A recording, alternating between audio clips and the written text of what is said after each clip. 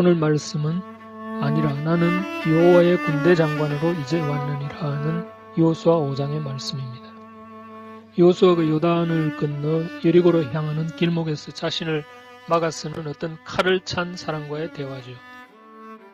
여호수아가 그 사람에게 묻습니다. 당신은 우리 편입니까? 적군입니까? 그 사람의 대답은 나는 어느 편도 아니다는 대답을 합니다. 분명 여호수아를 돕는 사람인데 왜 그는 어느 편도 아니라는 말을 했을까요? 이 말 속에 들어있는 이면의 의미를 알아보겠습니다. 여호수아 5장은 이제 막 요단을 건너 가나안에 입성한 직후인데 크게 세 부분으로 나누어집니다. 첫째 부분은 할례를 행하는 부분이고요. 둘째는 유월절을 지키는 부분이고 그리고 세 번째는 오늘 보려고 하는 여호수아가 칼을 찬 군대 장관을 만나는 부분이 되겠습니다. 자, 첫째, 둘째도 아주 중요한 의미가 있습니다. 왜냐하면 할례와 유월절은 신약적으로 세례와 성찬과 관련이 있기 때문에 그렇습니다.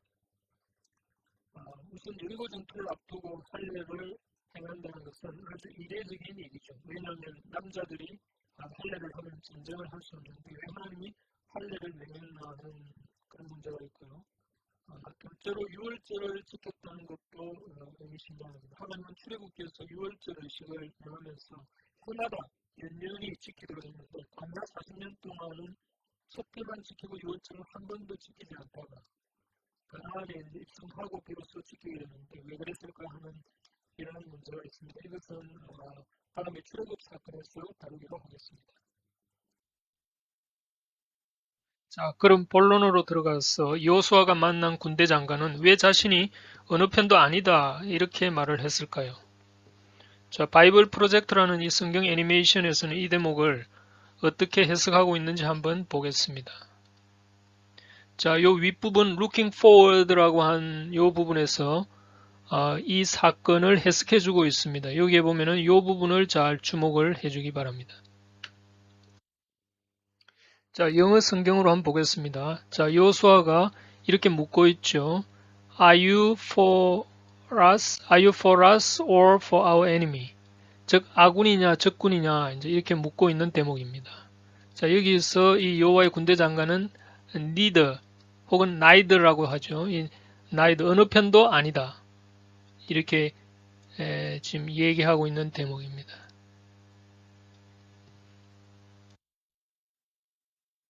자, 조금 확대해서 보겠습니다. 여기 하나님의 배틀이라고 한 부분이 보이죠.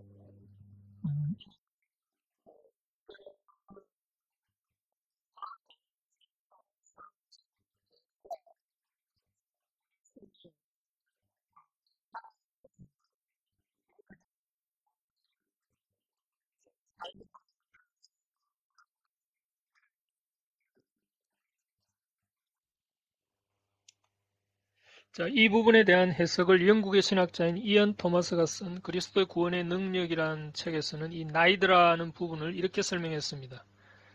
가나안 땅은 이미 하나님이 이스라엘 너희의 소유로 주었다. 따라서 이제 이 땅은 이미 너희가 승리한 땅이라는 것입니다. 이미 승리한 땅에 아군 적군의 구분은 의미가 없다는 거죠. 15절에서 군대 장관은 요소에게 신을 벗으라고 말을 하면서 네가 쓴 것은 거룩하니라 라고 말하는 그 대목이 바로 이것을 말해줍니다. 그러나 원래 가나안 땅은 거룩한 땅이 아니었습니다. 창세기 15장에서 하나님이 처음 아브라함에게 가나안을 약속하면서 당장 그 땅을 주시지 않는 이유를 이렇게 말했죠. 아직 아모리족 속의 죄악이 관영치 않았기 때문이다 라고 말씀하십니다. 400년이라는 시간이 더 필요하다는 것이죠. 그래서 이스라엘 백성들이 요셉 이후에 애굽에서 이제 4대 만에 하나님이 홍해를 가르고 광야를 거쳐 지금 여호수아가 이제 가나안에 입성하는 순간은 이 땅 가나안이 바로 죄악이 관영한 그 죄로 꽉 찬 그 절정의 순간이었습니다. 그런 땅이지만 하나님이 약속한 땅이기 때문에 하나님이 이스라엘과 함께하는 곳은 거룩한 땅이 된다는 말입니다. 그래서 이미 하나님이 주신 땅이므로 이스라엘은 더 싸울 필요가 없고 단지 군대 장관을 따라 그 땅을 접수하기만 하면 된다는 것입니다. 물론 아직 가나안 땅에는 이방 족속들이 살고 있었습니다. 그러나 이미 승리가 약속된 땅이고 그 싸움은 군대 장관의 손에 달려 있는 것입니다. 자, 이 그림을 보십시오.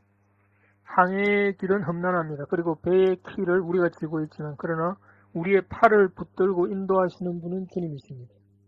우리는 주님의 손길을 뿌리치지 않기만 하면 안전한 항행을 할 수가 있습니다. 이것이 무엇을 말해줍니까? 바로 주님은 이미 십자가에서 사단의 관계를 끊고 승리하셨습니다. 그리스도에서는 이미 승리한 싸움을 싸우는 것입니다.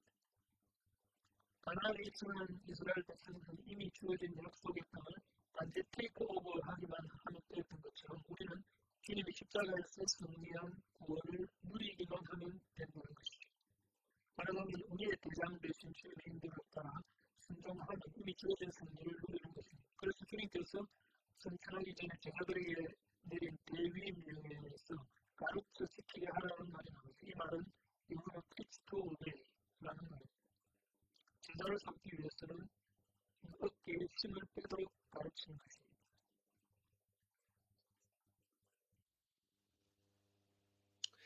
시편 기자는 자신의 조상들이 이제 출애굽해서 가나안에 입성한 사건들을 해고하면서 이렇게 말합니다. 저희가 자기 칼로 땅을 얻어 차지함이 아니요 저희 팔이 저희를 구원함도 아니라 오직 주의 오른손과 팔과 얼굴의 빛으로 하셨으니 이런 대목이 있습니다.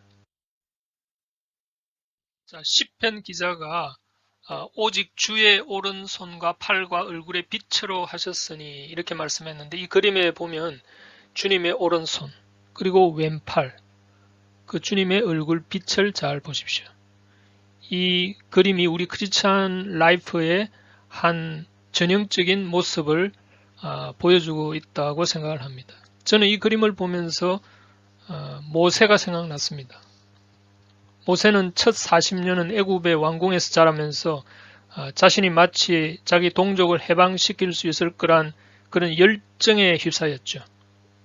그러나 이 자기 열심의 결과는 어땠습니까? 살인이라는 비극으로 자기는 도망자가 됩니다. 그리고 광야에서 모세는 또 다른 40년을 광야에서 그 어깨에 힘을 빼는데 40년이라는 시간이 걸립니다. 하나님은 모세를 그 광야에서 그 자기 열심이라는 그 어깨에 힘을 빼는데 40년이라는 시간을 훈련시켰습니다. 그리고 비로소 80세가 되었을 때 하나님이 모세를 불러서 이제 가라. 너희 동족을 구원하라 라고 명령했을 때 그때는 모세가 뭐라고 했습니까? 나는 할 수 없습니다. 저는 능력이 없습니다. 그렇게 말했죠.